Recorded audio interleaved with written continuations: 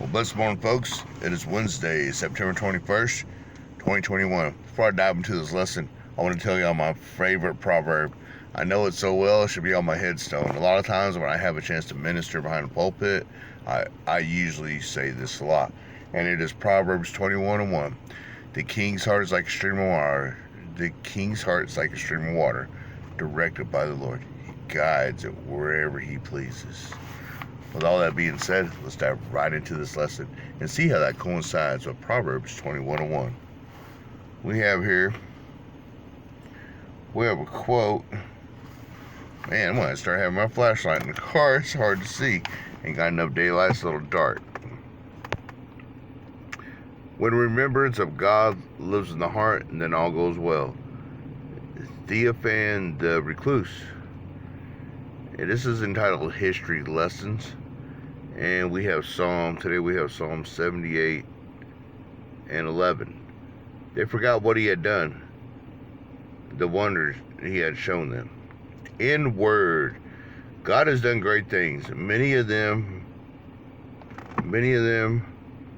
are recorded in the written word by generations who wanted their descendants to know of his faithfulness. Many of them are the subjects of biographies and church traditions, but many of them are the relics of history forgotten by forgetful humanity. They are often buried in the minds of those who have passed on. Sometimes they are faint hints in our subconscious that God has done something good for us, but we can't remember what. The wonders were marvelous at the time, but they are wasted in the present.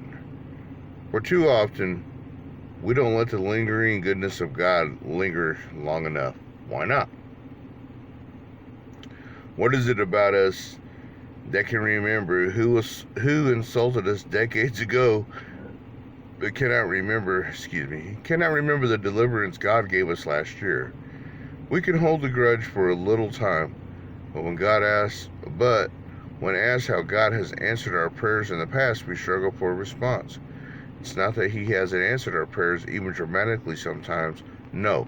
The problem is that we are always focused on the next handle, the next problem, the next hurdle, the next problem, the next goal.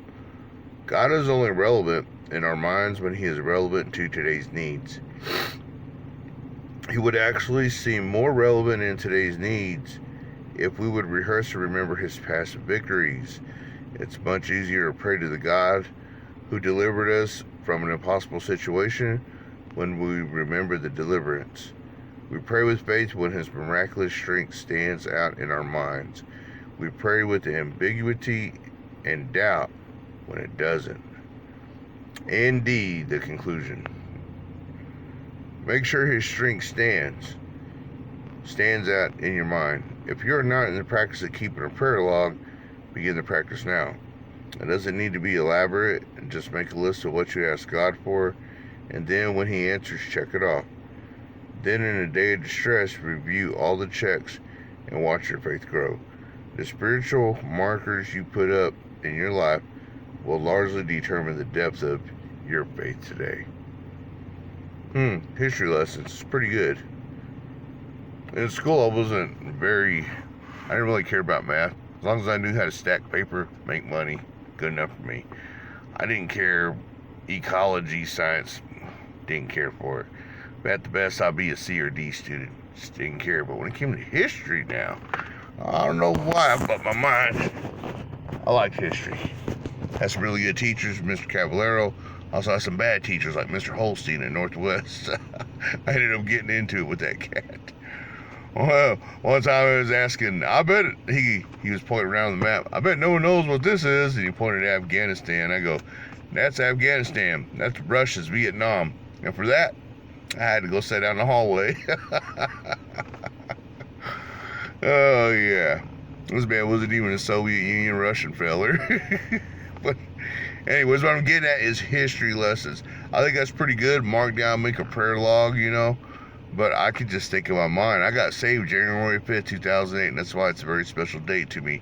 I married my Cheyenne, Annie. I married her November 17, 2010.